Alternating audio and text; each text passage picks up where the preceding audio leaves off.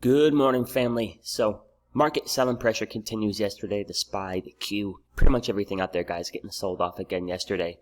So, kind of take a look at a few things here this morning heading into this session. We take a look here at the Qs, right on down to that 50-period SMA yesterday. And we're bouncing nicely here pre-market. But we look at the SPY, guys, and the SPY, though we did kind of come down here in the pre-market, just, in the actual session itself, the live session, we've yet to come down here to the 50. So, I'm kind of looking at two potential, magnets, so to say, right now, with the 21 EMA and the 50 SMA. So, 21 period exponential moving average, the 50 period simple moving average. And I'm kind of getting the sense, guys, that, one of two moves is going to happen from here. I could be dead wrong, but it's just kind of the way I'm looking at things right now. Maybe we bounce and rip back towards that 21. And at that point, guys, it's a question of, do we get back above the 21 and can I continue this trend here? Or do we rally up here towards the 21, get rejected, and then make another leg to the downside? Now, the Qs hit the 50. The SPY is yet to. Do we see more selling pressure today? We'll take a look here at the futures in a second. Things are gapping up a bit. But what I'm wondering, guys, is, it's one thing for us to hit the 50, kind of in the pre-market, right, where it doesn't really so much matter in the after hours. But what I'm interested to see is, do we go down there today and test that 50 SMA in the live session? Kind of a psychology thing, guys. Anybody buying bounces yesterday, they're probably setting stops right underneath the 50. So if that's the case, I'm not going to be shocked if we do see the market kind of get sold off after this morning bounce and then go down to that 50 SMA and test it during the real session, or the live session rather. Got a bunch of folks, guys, setting stop losses down underneath the 50. So again, I'm just not going to be surprised if old SPY over here does come down here during the session, mess around at that 50, and then we'll see what happens from there. But there is a lot of liquidity right now under the 50 in the form of stop losses.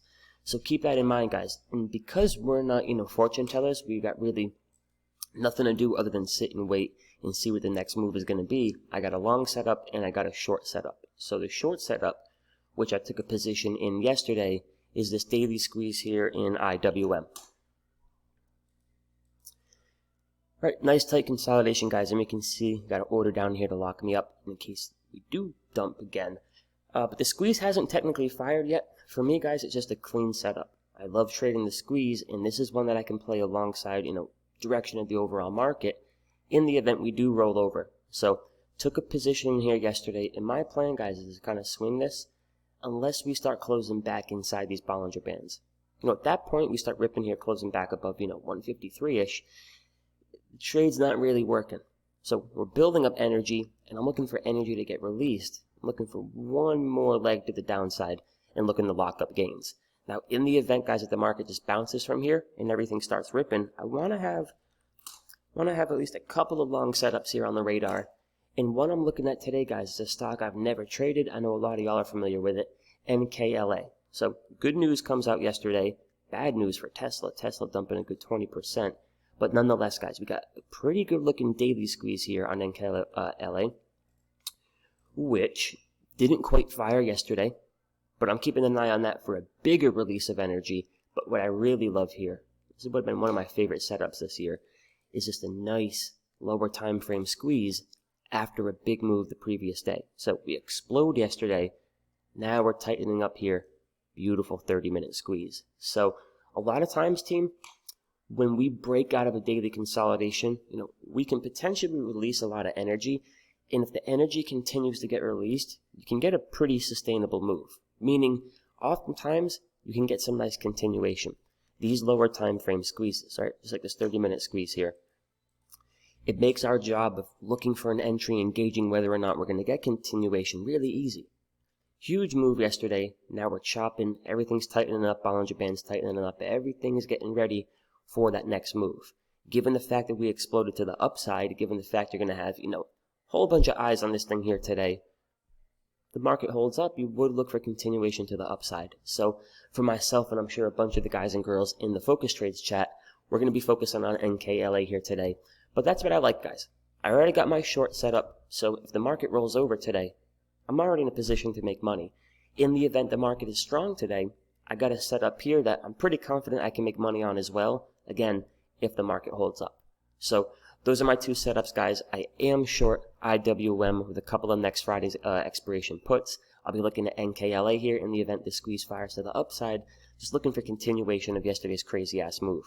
All of these trades, guys, being done, first and foremost, just under the context of the current market. One thing I think is really important here next few days is going to be volatility. Every time, team, that we get a nice pullback, like the one we're seeing right now in the market, we don't reverse back to the upside until volatility sells off.